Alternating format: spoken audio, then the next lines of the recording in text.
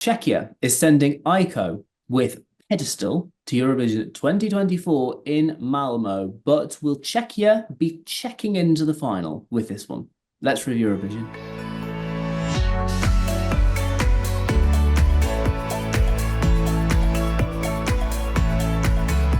So Pedestal is Czechia's choice for Eurovision 2024. They're on a pretty good run. They've qualified for the final in 4 of the last 5 Eurovisions. They've had a national final for the past few years now, and Aiko was the, I think, pretty surprised choice for to send to Malmo this time around. Let's have a little listen.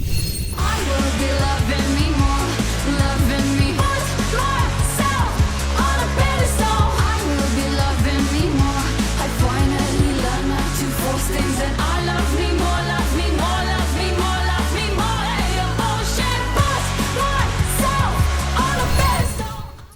So that was Czechia's song for this year. Are you putting it on a particular pedestal this time, Emily? Sadly, I'm not. I usually kind of have a bit of a soft spot for this type of kind of punk pop female music, but rather than being kind of paramour, it's a bit kind of parameh. What you missed the pun. Instead of paramour, it's parasnore. Parameh? Meh? Parasnore's better than that. I'll give over. Tell us in the comments, paramour or parasnore or parameh. What's better? Anyway, carry on. It's yeah, I think the kind of the studio version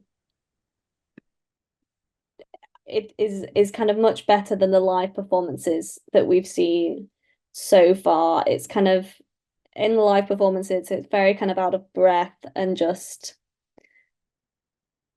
not kind of great live vocals, basically, which is really kind of not doing it any favors. Because when I listen to the studio version, I don't mind it. It's still not one of my favorites, but it's okay.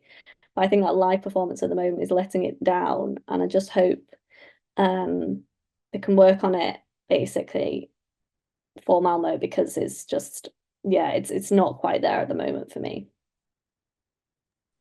Yeah, I mean, I quite like it, to be fair. I think they've done a Eurovision version for it, because the original version was quite short. It was only about 2 minutes 30 or something. It was a very, very short song. So when they've taken out the swearing and made it 3 minutes, they've done that really weird bit of talking in the Eurovision version, which I first heard it a few days ago, and I was like, whoa. I quite like it. Does it not really like it's quite, but that's the thing that makes you actually kind of sit up. Otherwise, it kind of just washes over me a bit. And whereas suddenly I'm just going, oh, there's voices. This is interesting and something a bit different. That's interesting, because it kind of took me out of it.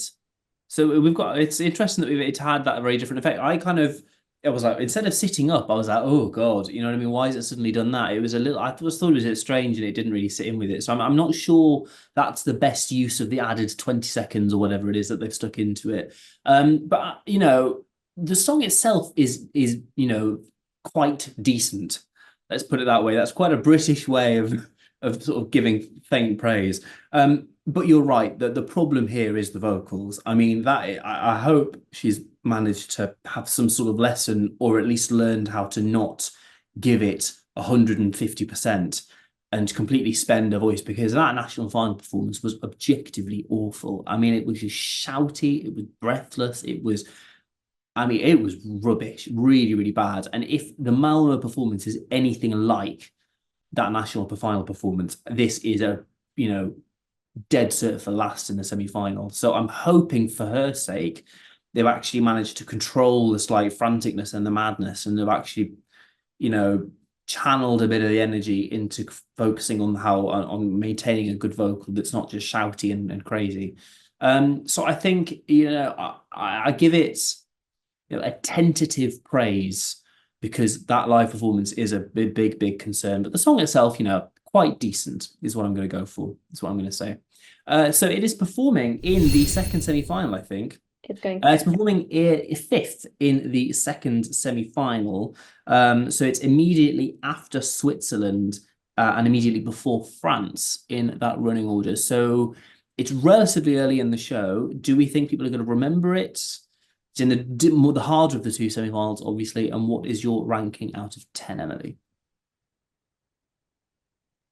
Yeah, I think with it kind of being around Switzerland, it really doesn't help it there in terms of whether it'll get through. I mean, I think it probably would have struggled anyway.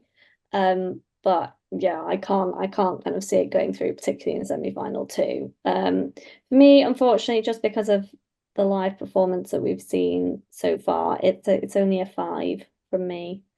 Um, I'm usually kind of partial to this type of stuff, but I just, yeah, not doing it, I'm afraid. Yeah, you're right. That vocalist is worrying enough to sort of dock my score as well. I think, the studio version, I would have given it a 7 based on the original. I've docked it half a point because of the weird talking, and I'm going to dock it another full point because of the live vocal. So it's a 5.5 for me. I kind of think it's not Czechia's best by any means. I don't mind it, but I would be very, very surprised if this makes it through. Not only, just the song itself, I would be surprised it makes it through, but being after Switzerland and Nemo being one of the vocalists of the year, I think is only going to show up even more a pretty weak or shouty vocal if that's what it ends up being. So I think I would be surprised if this makes it through. And if I'm honest, giving the quality of the songs in that semi-final, I don't think it deserves to go through anyway. There are 10 better songs than this. So, I hope she has a nice time there and is going to make the most of her holiday to Sweden, because I don't really see this making it to the Saturday night, unfortunately. Mm. So Czechia, not one of our favorites there. Let us know what you think in the comments, and don't forget to like and subscribe and click the little bell so you get notified every time we upload new content. And of course, you can listen to us in podcast form wherever you get your podcasts, and we're on Instagram at Review Eurovision. But that's it from this episode. Thanks very much for watching and listening, and we'll see you next time.